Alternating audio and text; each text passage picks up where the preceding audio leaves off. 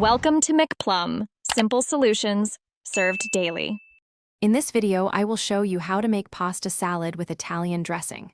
First, select a short pasta shape like rotini or pen. These hold dressing and other ingredients perfectly. Cook your pasta al dente, ensuring it still has a slight bite, then rinse it with cold water and let it cool completely. While the pasta cools, chop your favorite fresh vegetables into bite-sized pieces.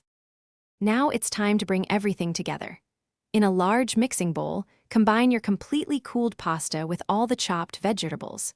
Feel free to add other delicious elements like sliced black olives, small mozzarella balls, or even some diced pepperoni for extra flavor.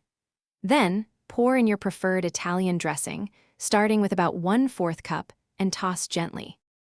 Hey everyone, if you're finding these tips helpful, please take a moment to subscribe to the channel and give this video a like.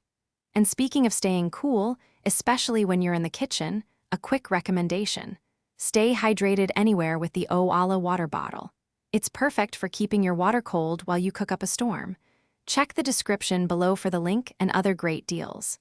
Now let's get back to the video. Once all your ingredients are in the bowl, toss the salad thoroughly to ensure every piece of pasta and vegetable is coated with that delicious Italian dressing. Give it a taste and adjust the seasoning or add more dressing if you like. For the best flavor, cover the bowl and chill your pasta salad in the refrigerator for at least 1 hour before serving. This allows the flavors to meld beautifully. Thanks for watching, stay juicy, and subscribe.